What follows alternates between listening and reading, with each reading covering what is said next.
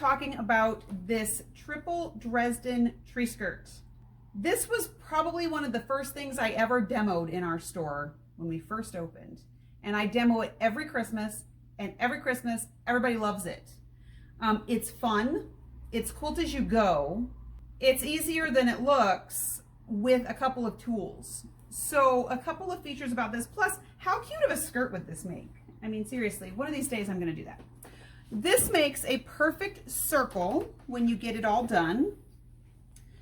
There is the smallest bit of bias on the middle part here, but I'm gonna give you a trick for that because I know how the word bias makes you go, I get it. We have 2 kits this year. Every year I do a green and red option, which we have a green and red option again this year. And then I always do a non-traditional colorway. So we've done pink and blue, and that's been really popular. This year we're doing silver and blue. And so those are the colors that I'm gonna demo this technique with. But a couple of features of this project is, like I said, it's Quilt-As-You-Go. So the back is made at the same time as the front. These are open. So it's got a 3D effect. You can embellish this. I've had people embellish this by putting buttons on the ends. I did have one lady come in who said her cat liked to get her paws up in here, and so that caused a problem. And so what she did was she took and she stitched buttons on each one of those just to keep her cat out of there. I've seen where people have taken and put jingle bells on the ends of their skirts. There's lots of ways to embellish this, but I'm going to show you the technique for not only getting this to look like a perfect circle, but making sure that things don't migrate on you. So if you've never done a Quilt-As-You-Go project, this is a really great one to start with.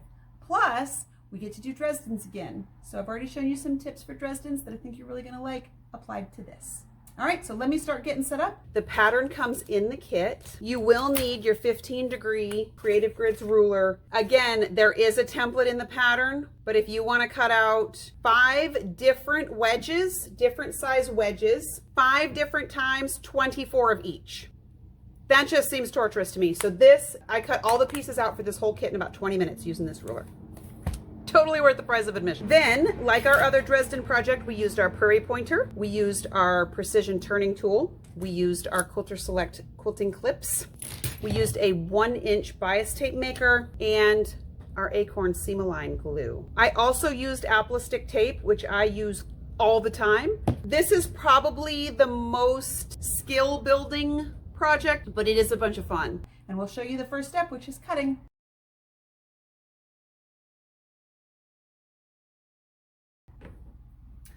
So in your kit, you get the pattern, you'll get 6 shades of blue fabric, and then we have 6 shades of silvers and white. Okay, so this is going to be a 2-tiered tree skirt, just like our red and green one was. The pattern gives you a template if you want to make your template on paper. The reason I don't suggest that is because not only do you need to take and draw this out and tape it together, you would have to cut out 24 times 5 is what, 121 triangles, and I just don't want to do that. So this ruler here, this 15-degree ruler, which was designed by the same person that designed the pattern, coincidence? I think not. This is going to make that process go a whole lot easier. So the pattern tells us what size strips we need to cut. So I am layering up all my blue fabric first, and I'm going to cut that size strip. So we're going to cut the size strip that the pattern calls for. I'm just going to cut 1 set. You actually probably need 2. So I've got my strip set that we're going to start with. Now we're going to do this same technique both with the blue fabric and with the silver fabric. The pattern's going to tell you where you need to line up all of your angles. So our blue fabric is going to be our middle.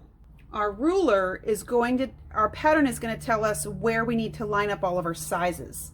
So she tells us what line to line up on our top. And just to double check yourself, she tells you to line up what number on the ruler we're going to line up on the top, and then double check and make sure that the corresponding one is at the bottom. And we're going to cut up one side of the ruler and then down the other side. So the reason that the ruler makes everything so much easier is you literally just stack them, cut strip sets, and then cut your angles out of them. Okay, so this is 6. We need 24 total wedges of each layer. Okay, so our first set, we're going to cut out of our blue fabrics.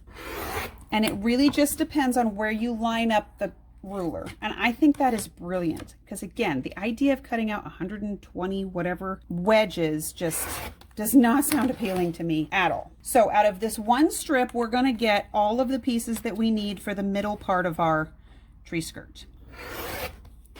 And we have this left over.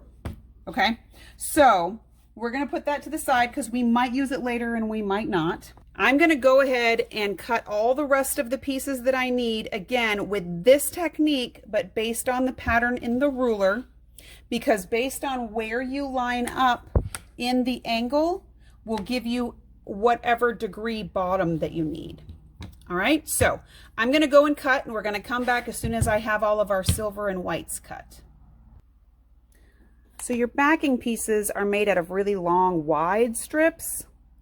So I'm just going to show you a quick cutting tip for getting really wide strips. I took my piece of fabric and I pressed a strong seam in the fold. So now I have the raw edges out here, and I've just lined the edge up and cut just that fold off.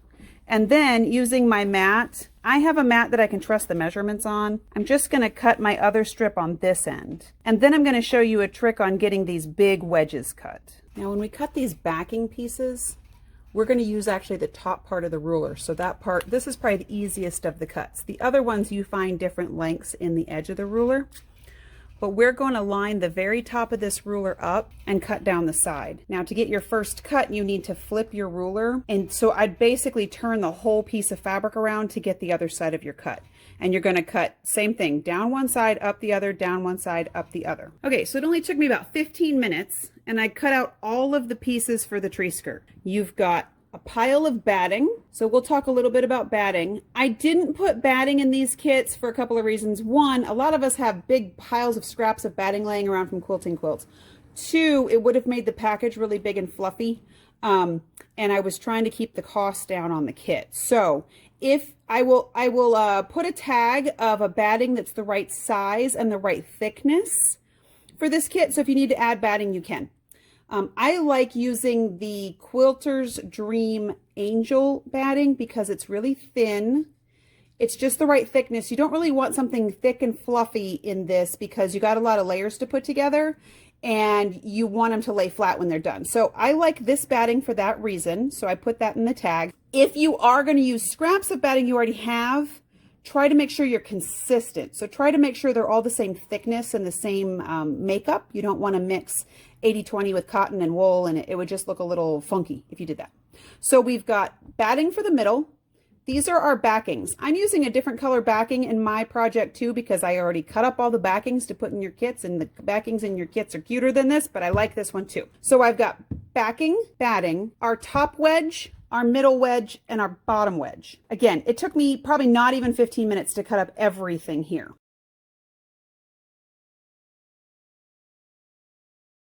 We're going to make Dresdens the same way that we made Dresdens for the table topper. We're just going to take all of these wedges, fold them right way together, and sew a 1/4 inch seam allowance along here. So I'm going to show you that. And once we get all those sewn together, we're going to show you how to layer them. Okay, so I'm starting with my stack of middles. Honestly, I talk about this all the time. I like to automate all my processes so I don't really have to think about them.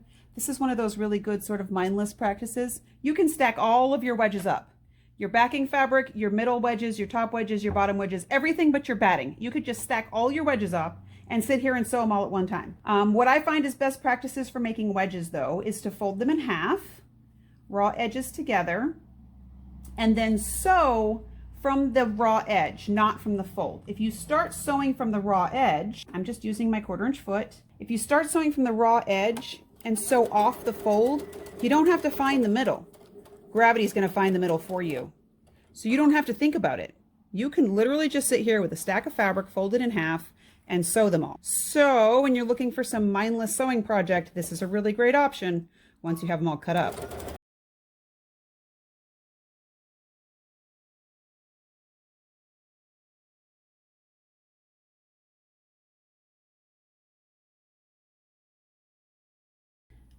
Now I have a whole pile of these put together.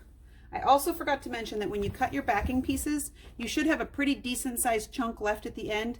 Hold on to this because this is what we're going to bind it with. Now, this is my favorite little tool for when I have these long chains. This is called a Blade Saver thread cutter, and you literally just pop them apart.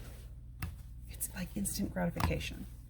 So when you get to this stage and you've got all these Dresdens stitched, we're going to pop all of them apart. Okay, once you have a pile of all your different sizes, so these are all my backing sizes. I know you guys have seen me make Dresdens before. They're basically the same thing. This part of the process is, you might as well just sit down in front of the TV, put on a good movie, and do all of these steps while you're sitting down. It's one of the few times you can do this while you're sitting down. So I make a pile of all my different sizes. So here's my large wedge, right? You get the point. So when we get to this step, we're going to clip these.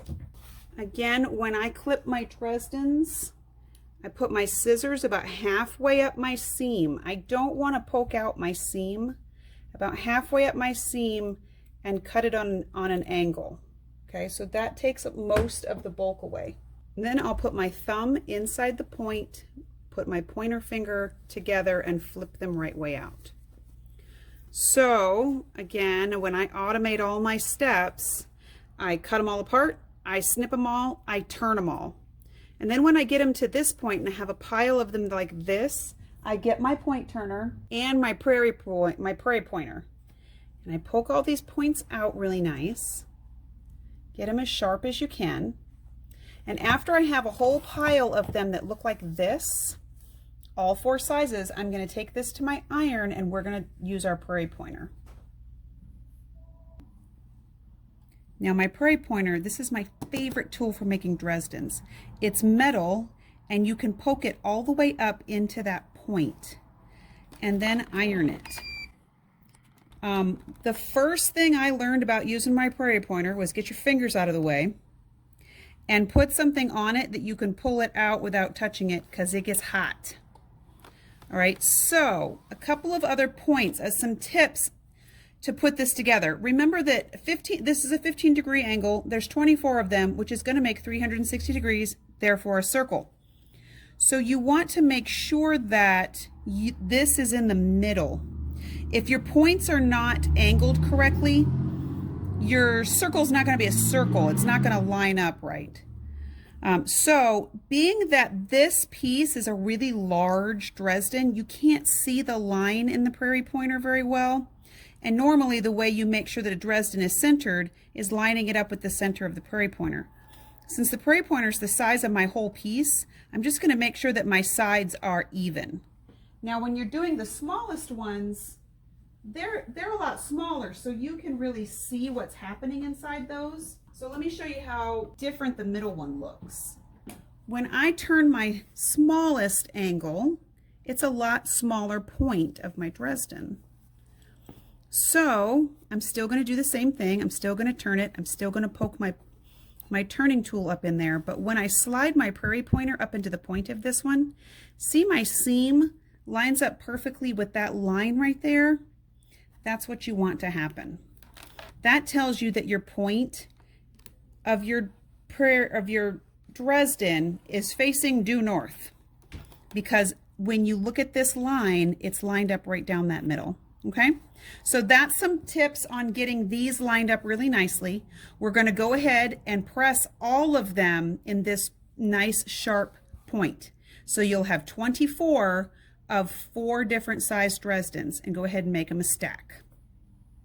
So for an extra little tip, when you're pressing these Dresdens, I like to use flatter spray, but I put it in one of these fine mist bottles, and I'll just line up 5 or 6 of my Dresdens and just lightly mist the point part of it before I use my Prairie tool. my Prairie Pointer, because then what happens is as you line up your Prairie Pointer, it sort of shifts into place, and then you can line up your seam. And then when you press this, the steam that comes from it comes from the flatter, and it will make a really, not only a really sharp point, but it lays really flat. See how flat that comes out?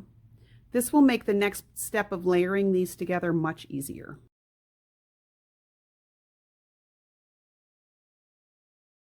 All right, so what I've got now is all my backing pieces are these really long ones. My large wedges, medium wedges, small wedges, and batting wedges. All right, so now we're gonna start building this.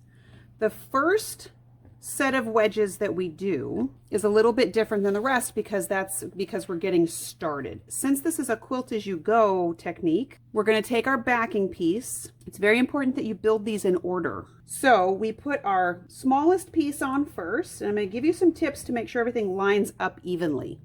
Okay, so line up your bottom piece. Make sure this is really flat. What'll happen is it'll come to about here, and then it might go off just a little bit. Make sure that your bottom piece is always lined up evenly. And then let me decide what colors I want to put together. Now the hardest part is figuring out where this middle one goes. Theoretically it's hard, but you'll see if you put it up here, you can see the backing. And if you put it down here, you can see the back of your mat. So you kind of just move this until it clicks into place like a puzzle. Okay, and when this is in the right place, you'll see a couple of things. One, your piece lines up with your wedge. You shouldn't see any of the folded part of the Dresden on the bottom one. So we line this up so that it lines up perfectly with that background. Lining up the first one correctly is key, because if you get the first one lined up right, you can use the first one as your jumping off point for the rest of them. Then you take your large one and you match it up with the point up here. Now, a couple of things that I like to do when I'm putting this particular project together. I like to use these really long, thin clover pins because they lay flat and they're long, but they don't bend as easy as some of the other long pins do. And since we're going to go through lots of layers, sometimes these ones work a little bit better. So I will always pin the top of my Dresden so those line up. And because you're going to need to pick this up and carry it to your machine, you can either pin all the layers, you can also clip your layers, which is helpful. But since we haven't put our batting in here yet, what I'm going to do is I'm going to pin my point, and I'm going to put a pin here and here, because now that I've got these all lined up perfectly, I don't want them to move when I go to the machine. We also need to put our batting piece in, and we need to do that after these are pinned together. So I'm going to pick up the whole sandwich and I'm going to line it up so that my batting lines up perfectly with the bottom of my wedge. And same thing with the batting. When the batting is in place, you can't see it. You shouldn't be able to see the batting this side or at the bottom. So I'll take a couple of my Quilter Select clips and I will clip it at the bottom down here, and I'll clip it over here somewhere. The reason for that is I don't want to take these out as I'm sewing, and I don't have to take anything out right now because I'm going to sew along this seam, and my pins are out of the way and my clips are out of the way. So we're going to go to the machine and I'm going to talk a few tips on setting that up.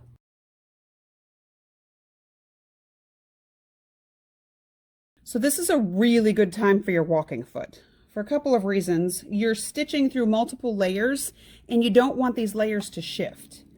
We are going to sew with a 1/4 inch seam allowance. My walking foot has these marks on it that show me my 1/4 inch. The 1/4 inch part isn't as crucial in this process as it is when you're doing, say, quilted triangles, but you do want to have it be consistent, because if it's not consistent, your wedges aren't going to be uniform in their shape. And then they're not going to be a circle at the end. So I'm going to drop my foot. I'm going to take about 2 or 3 stitches, and then I'm going to back stitch it. So I do want to lock these stitches in place, because as we turn them, you don't want your stitches to come apart. What that does is it stops your stitches from coming apart, and you also don't have thread tails at the end, so you can't see them when you're all done. So we're going to sew this seam. Just try to make sure everything stays kind of where you put it to begin with. As you go around this circle, you'll see if things are shifting. It's really obvious. And I'm going to backstitch at the bottom again. All right, now the pressing is important too, so let's go to the ironing board. Now on this first pass, we're going to press it just a little bit differently because we don't have anything to attach to it yet. I'm going to set my seam and I'm going to press my wedges open one at a time because I want to make sure that they lay really flat. It's sort of like the pages of a book, and press each one out. Now, you'll know you didn't do this the right direction if when you flip these open, your little one's not on top. Ask me how I learned that. So you need to make sure that when you're building them in the right direction so that when you flip them over, they come out the right way. I'm going to press them all to this side and then I'm going to open it like a book. And I'm going to pull them over so that they line up over here. This is a good time to use those pins again because you want to make sure that this stuff stays flat before you add your next layers. Since this is a quilt-as-you-go process, you want to make sure that your layers are staying flat. So I'm going to flip them over one at a time and I'm going to pin them in place. Then I want to make sure that I press this seam, and I want this seam to be really, really flat. And I'm going to press it again from the back, and I'm probably going to hit the back with some steam just because I want everything to be as relaxed as possible before I add the next little section on. So if you get to here and you see anything sticks out weird, like this is a little bit off, I'm going to repin that because I really want these points to line up as close to perfect as possible. If you want to make sure that this first wedge that you start is correct. So I'm going to grab my next layers. I'm going to show you how the next set of layers lays out. All right, so now the next, let's see, 24 wedge pieces. So for the next 22 of them, they're all going to be built just like this. We lay our batting down, we lay our backing piece on top of our batting. Make sure that the bottom of your batting isn't showing and that the sides of your batting isn't showing. Make sure it's all tucked up underneath there. Scratch it around till it gets where it needs to be. Then you're going to take the unit you've already made and you're going to put your backing pieces together. Make sure your bottom wedge lines up and make sure this top end lines up. These 2 points are really important. Even if you have to you really just have to force it to happen, because if you start to let this bottom line get off in any way, it just becomes exponentially worse as you go around the circle. Then we're going to take and try to, now if you're really particular about how your fabrics lay out and you want to make sure that there aren't two next to each other, or you want to make sure your pattern repeats. So you have 6 fabrics. So if you want to have a pattern to how your fabric repeats, then pay attention as you're putting them together. So make sure, and you know, if you want these together, this is your thing. It doesn't matter to me. So if you want these 2 fabrics to match, then go ahead. If you want to make it look like big pie wedges, you can. You're going to match up your smallest piece first. What I like to pay attention to is that my points here line up and my bottom lines up. If that's the case, then go ahead and pin through that bottom piece. Add your middle wedge. Make sure this point matches up and that your sides match up. And if they do, then you can pin them. Okay, and then you're going to do your top wedge. Now here, this is where this part really matters. What I do is when you put the top wedge together, I like to clip all of those layers all at once because I want to make sure that all 4 of these points line up. Then I want to make sure that this point matches up with all 4 points and that this part matches up. And if it does, I like to pin it right here. And I put a clip at the top. Since we're not going to sew over here and I don't have to move the clip, I'll leave that there. And then we're going to sew all the way along this long seam again and make a sandwich. Okay, so I've got my seam sewn all the way down. I'm going to clip away any threads that are up here. So see how I backstitched this so now my thread isn't hanging off the end over here? Then it won't show when you get this all done and it'll be nice and clean. I take my pins out. Take my clip off. Now the way I like to press this is just like we did in the first go. I'm going to press my top layer, my middle layer, and my bottom layer open. So I'm going to press this layer first, then I'm going to open it up again like a book. With those top ones pressed already, take your backing fabric and just sort of smooth it out and then give it a good press. This is another really good place for steam because your steam is going to engage with that batting and it's going to make this all lay much flatter. So now what we have is 2 full wedges. Now you'll notice since we flattened out that backing piece already, these have kind of shifted. So go back and make sure that these all line up again. They're still warm, so you can kind of just push them into place. If that doesn't work, then press it again.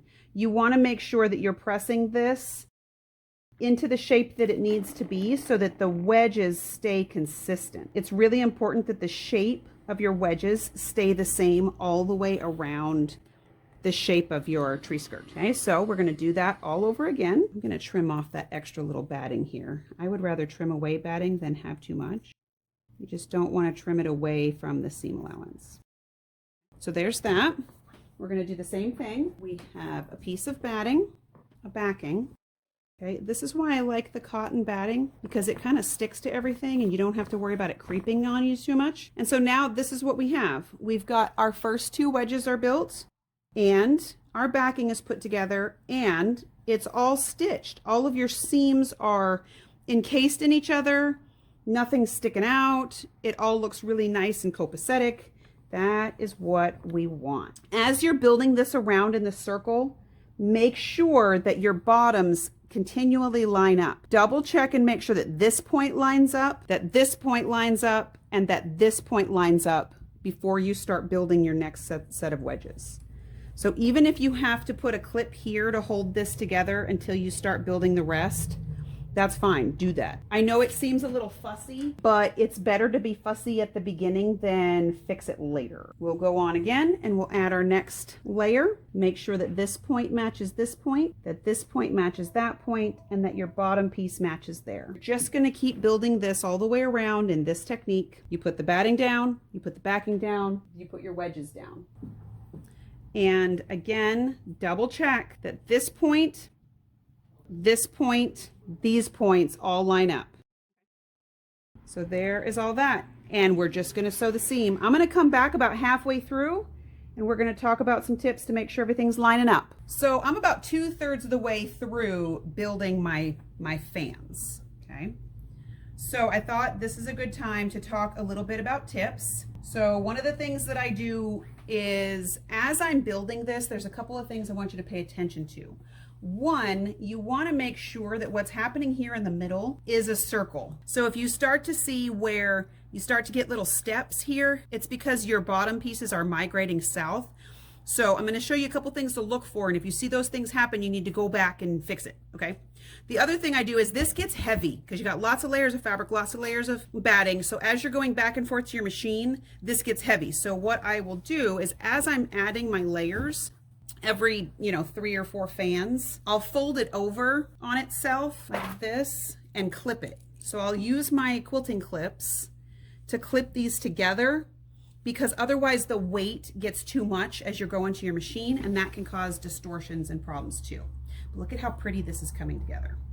So every 3 fans or so, I'll add another fold and I'll add another clip. And this just keeps the weight distributed easier so that it's not pulling so much when you get to your machine. Okay. It also makes the pressing part easier because it's not pulling off the ironing board either. Because if you let all of this stuff hang off the ironing board, it's really hard to press this flat. So I just sewed this seam. So I'm going to pull out all my pins and my clips here. I always press my backing piece first. So I'm just going to lay that out. I'm going to press toward my new fan with steam. Then flip her over. See, that's how it, if you have this all clipped together, it's easier to do all this maneuvering. I'm going to take my first fan and pull it toward me and press it. My second fan and pull it toward me and press it. And then my third fan and pull it and press it. A couple things you want to look for when you're doing this. If you're working consistently, everything should line up.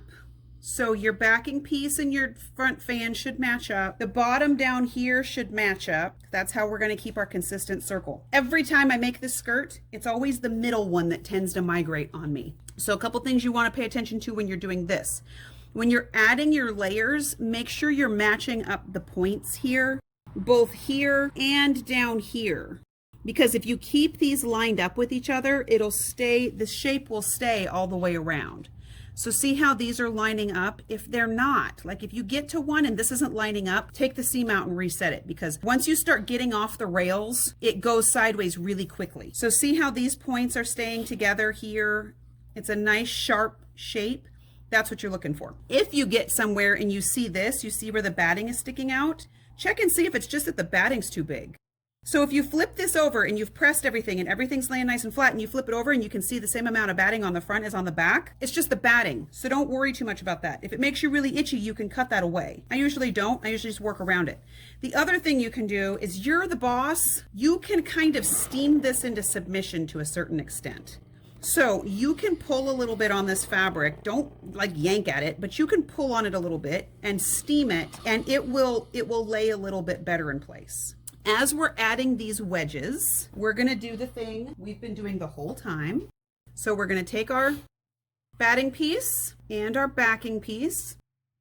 Okay, make sure that your batting is matching up with the edges of your backing piece, but that you can't see it. Now, when I lay these together, as this starts to get heavy, it's important to pay attention to these things, because the weight of this is going to start to distort things. So make sure that when you're pinning, when it starts to get bigger like this, you're clipping everything together so that the whole thing sits on the ironing board. Because if this is pulling off the back side, it's going to mess you up, because gravity's like a law and it's going to win. So when you're matching these up, try really hard not to pay attention to where the batting is. The batting is a non-starter. The fabric is what needs to line up. So as I'm taking my new pieces and adding them on, I'm going to make sure that the bottom part of my wedge lines up, the top part of my wedge lines up. That's the first thing to really pay attention to. And then I also want to make sure that my two backing fabrics line up. So if all those things are happening, then I always put a pin in the bottom, because I don't want those to shift. I'm going to show you my pinning technique when it starts to get bigger like this. Make sure that these two are matched up, and that when you match the sides up, you're matching up the backing fabric. So you should have a nice flush edge with all of these layers. When I'm pinning this piece, I put a pin that's facing out, because I know it's not going to stay there. This is just to hold that, okay? And again, I'm going to kind of try to move this blue over the best I can. When I match the next piece up, make sure you're matching this point as well as the point that's under here. See that blue piece there? Make sure that that is matching up to there. So there's my bottom, there's my top. Here's my edges. Again, I'm going to pick up both of my backing pieces, because I want to make sure I'm matching backing, not batting. Okay, so here's my edges. Here's my backing. So I'm making sure that my fabric is matching up with the back. And here as well. So I'm going to put a pin here for now, because I'm holding that layer in place. Then I'm going to put this piece together. When I'm putting my top pieces on, I match all the points up here, the very point, like the tie points. I match all 4 layers all the way down the side and clip the point. Then make sure that these 4 layers all match up and pin the point. So I know this seems really fussy. I know it seems like you're doing a lot of like finagling and moving, but trust me, you want to be fussy in this stage instead of the ripping it out part. After I have these 2 pinned like this, I will then pin through all of the layers in a way that my pins can stay in. So what you want to look for, I'm going to pull these ones out so I don't have to sew over them. What you want to look for is that all of your fabric layers are lined up like a sandwich. So I always have 4 pins in by the time I go to my machine, and a clip at the top. Now, when we go over to the machine, I'm going to show you a couple of ways to set yourself up for success. Now, when I'm at my machine, you definitely want to make sure that you have all of your stuff piled up like this, so that the weight of the skirt is sitting on the table, not pulling down on your lap, because if it's pulling down on your lap, it's going to distort the shape of this as well. One of the, about seam number 2, as I was putting this together, I started to get long skipped stitches in my machine. If you see that happening, pay attention to the needle that you have in. If your machine's in good working order and it's clean and it's doing all what it's supposed to be doing, and you get some good stitches and some skipped stitches, the answer is always the needle you have in. So I didn't pay attention to the needle I was starting with. It was a new needle I'd put in my last project, but it was a size 70 needle, and it just wasn't beefy enough to get through all these layers. So if you're stitching along and you see that you're getting skip stitches, put a bigger needle in. So now I have a 90 microtex needle in, and I'm not having any problem at all getting through all these layers. So just like we did before, I'm going to stitch forward and back off the edge and sew this whole line. Now you want to make sure that the weight of the tree skirt isn't pulling in this process. Go slow, stitch everything as straight as you can get it. This is one of those projects, like I said, if you start going off the rails, it's really hard to get it back on. So if you see something's not straight, take it out and sew it again. I've only had to take 2 seams out on this project because I was like, wait a minute, something's weird here. And then we got it all fixed up. And again, you'll notice I'm sewing to the edge of my fabric, not the edge of my batting. So if your batting is sticking out a little bit, ignore it. Try not to, so like right here where my batting was sticking out, see it sticking out the same on both sides? I want to match up my fabric, not my batting. So we're going to press this one more time. All right, so this is the seam we just did. We're going to pull all our stitches out, or all our pins out, I'm sorry. I'm going to flip the whole thing over, press it from the back. And look at how nice and smooth the backing is on this. I love this technique as a Quilt-As-You-Go. So you don't actually see the quilting, but all of the sewing is going to hold this whole thing together really nicely. Make sure you've got all your fabric on your ironing board so it's not pulling down.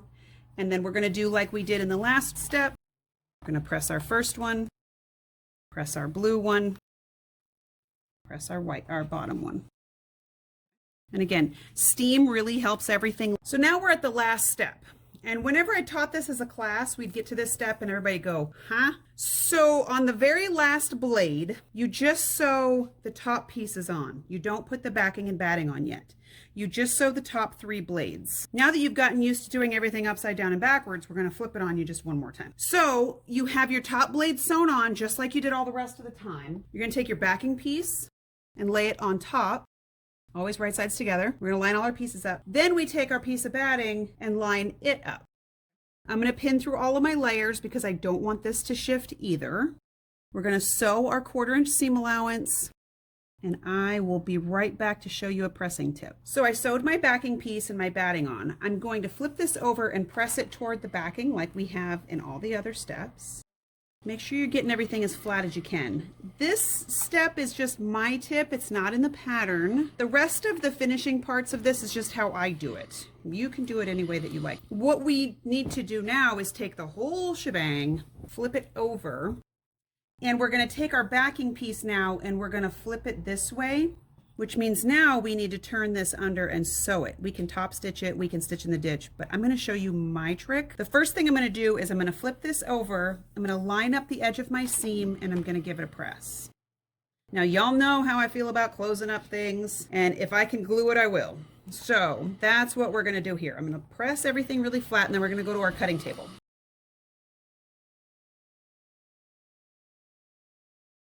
All right, so now at our cutting table, I'm going to cut away the batting just to get it out of the way. So I'm going to pull my batting piece up and lay just the batting on the table. Don't cut your backing away. That will make you unhappy. With a generous 1/4 inch, which means a 1/4 inch plus an 1/8. So let's say 3/8 of an inch here. I forgot that I had to do a seam allowance. We need to cut that a little bit smaller. And cut another 1/4 inch away from our batting. I'm going to cut away the edge of this batting because we don't really need it in the seam. Take your backing back up. We're going to take our Appli-Stick tape here and we're going to iron this down in that space where we cut away our batting. Okay, now this tape goes on with heat. I'm just going to lay it here on the cutting table, but then we're going to take it to our iron and we're going to fuse this down. Okay, so I've turned off my steam for this step just so it doesn't make it any messier. I'm just going to fuse down my tape. The reason I like this tape is because it's sticky once you take the paper off, and then you don't really have to mess with it. Now we want to make a seam allowance, okay? Because we want this to tuck up under. So before I pull my tape out, I'm going to use the paper as a guide to give me the 1/4 inch that I want. And with the paper still in there, it's a little bit more rigid, just so you can kind of get an idea of where that's going to lay. All right, so I'm just going to press that over. Then I'm going to pull my paper off. We're going to do this twice. So we'll pull that off, and now it's tacky, so I can just stick it down. You can press this stage if you want to. You don't actually have to because we're going to press another piece of fusible on top of this. I just like when it gets really crispy and it lays really flat. So that's up to you. So you can go ahead and fuse this down or not, whatever you prefer. And then we're going to take another layer of that tape and we're going to put it on this seam that we just folded over. All right, so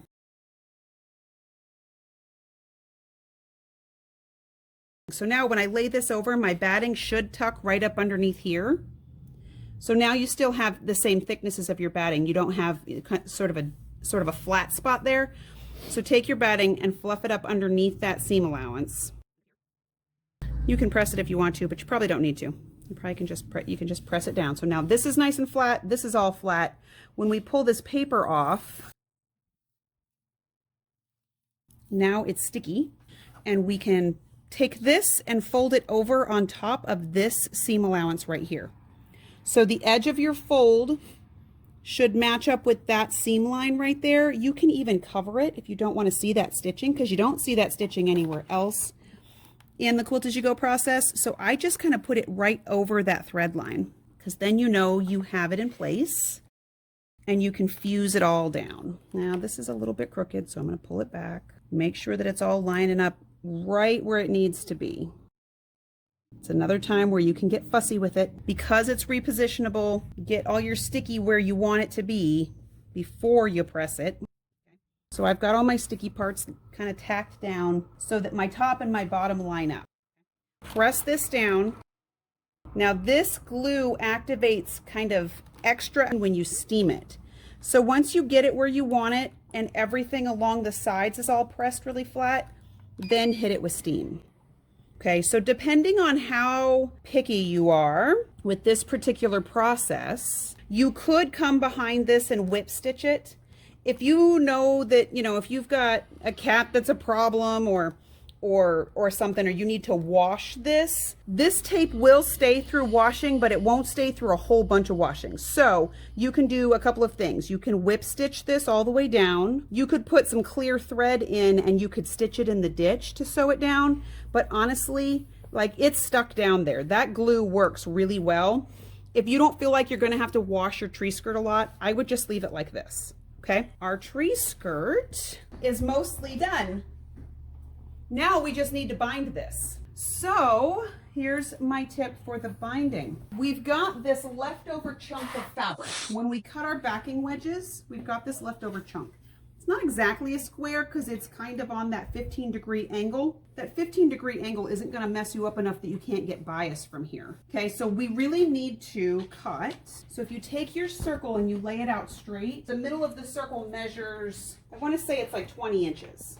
It's like 21 inches. So we need to make sure that we can get, let's say 24 inches worth of bias out of this piece of fabric. It's not exactly square, but it's square enough for the purposes that we need. I'm just going to fold my edge over here, and this is going to give us a bias. If you are really, fussy about it, you can always make a square out of this piece. You've got plenty of fabric here.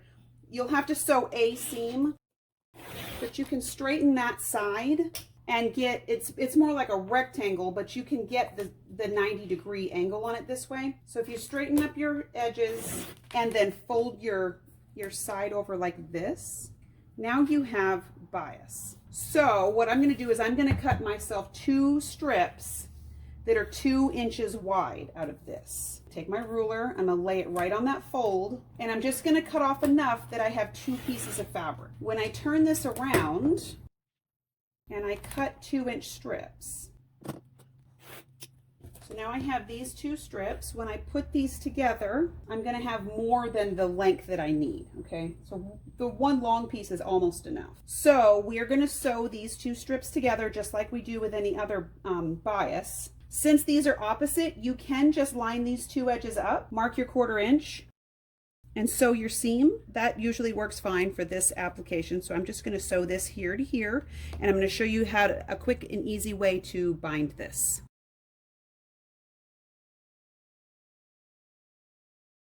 All right, so I sewed my 2 strips together. I'm just trimming off my dog ears here. I'm going to press this open, and so now what we have is just a, kind of a quick and dirty way to have a little bit of bias tape. I really like using a bias tape maker for this step because I always burn myself when I try to fold these two pieces inside and get it lined up in the middle.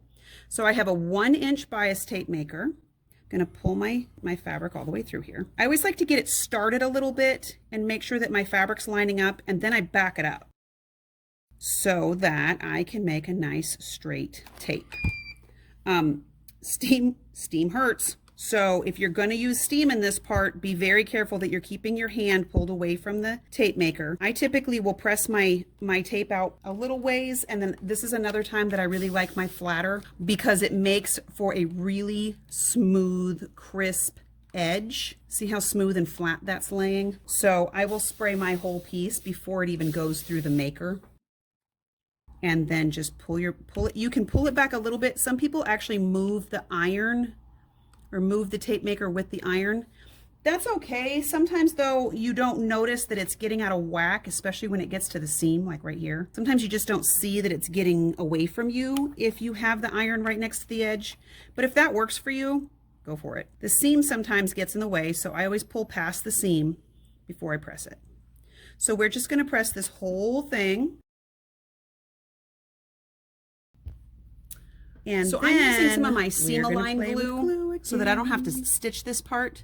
Just gonna put a little bead of glue. This glue sets with heat. So what it lets you do is kind of put things where you want them and make sure that they're where you want them before you stick it. So I'm gonna set that down. I wanna make a nice clean edge, and then I'm gonna set it with my iron so it dries.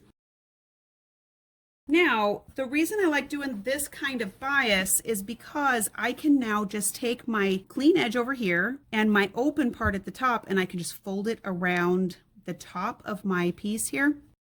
I get really nervous about sewing this part because I like it to line up exactly where I want it to go. So you can do a couple of things. You can either sew one side on, turn it around and hand stitch it. That's fine. You can sew it one side and turn it around and machine stitch it. That's okay too. I like to make sure this is going to sit where I want it before I do any of those things. So I'm going to put a little bit of my Appli-Stick tape on one side of my seam. Now this Appli-Stick tape does come in a 1-inch option, which is probably what I should be showing you, because you can just put the tape down the whole thing instead of the 2/4 inches. But as I'm saying it is when I'm thinking about it. So we're just gonna pretend that I did it that way. And I will put the 1-inch tape in the comments so you can find that one, okay? So I'm going to set this tape down, or fuse this tape down, pull my paper back. I'm going to take the front side or the back side, doesn't really matter. I'm going to take my skirt and match up the edges here, and I'm going to just sort of stick this in place. And as I'm sticking it on, I'll just sort of move my iron down as I'm fussing with it so that it kind of stays where I want it.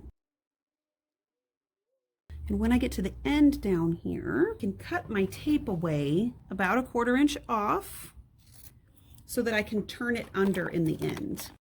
Okay, so now I can take this and I can turn my edge under and it kind of stick in place while I'm doing the rest of my placements. Now I've got that side stuck down. I'm gonna do the same thing with the other side.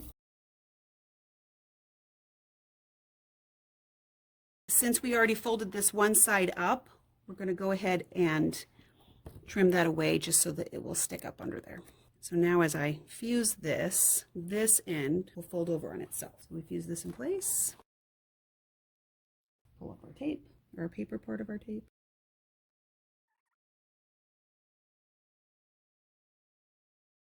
And now we can stick it over on the other side of our skirt and press it down. Now, if you want to do traditional binding and sew it to one side and hand stitch it, that is entirely up to you. I just find that for a project like this, I typically just don't, just because one, I want to get it done, and two, it's probably not going to get washed a whole bunch. It's probably not going to be something that's an heirloom type situation. So it's up to you how you want to finish this. I just thought this would be a fun trick to teach you. Now you can either take a clear thread or a matching thread, and with your walking foot, just top stitch all the way along that part.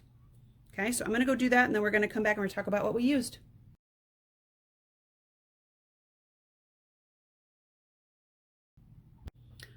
All right, so here's our finished tree skirt. I already had the green and red one made, but I thought this was a really fun color combination. Every year I try to make one that's a different blend of non-traditional colors, but I thought this would be kind of fun if you have a different color in your decor. It's a little more winter and a little less Christmas. Yeah, so this is a really fun project. The secret to getting good success with this one is being fussy in the pinning and being fussy in laying everything out. If you do the work there, then the sewing part is easy. And I hope I gave you some tips that will help you with that. Mostly the tips I gave you is because of ways that we have screwed it up in the past that we don't want to screw it up this time. So here you go. You can do some fun embellishing to this if you choose to. So in the classes I've taught in the past, some people like to top stitch their skirt because they don't like that it's open right here. Because again, if you've got cats or kids or the kind of creatures that are inclined to get up in there, you might want to top stitch this closed. I've done that once. So you can sew down the side and you can sew all your ends together. You can also stitch all of these down if you want to keep that flat. You can add buttons, you can add bells, you can add beads, you can add fringe. You can do lots of things to dress this up if you want to, but I feel like it kind of does all the work for you. It's a really fun project. Again, I have made, I don't know, 4 or 5 of these, and I've taught this class a couple of times, so I've helped people make them. No combination is bad. I have never seen one that didn't look great. You can do it more scrappy. It really only has 12 fabrics in it because we chose, for this, we chose 6 lights and 6 blues. And then there's fabric for the back. I've done it once with the flat cuddle on the back, which is kind of nice because you can flip it over and then it kind of looks like a bearskin rug. So it's kind of endless in the things that you can do with this. And the process is just fun. So I think you should make one. I think everybody should make one. And then I think you should make them for your friends. So there you go. We'll see you later.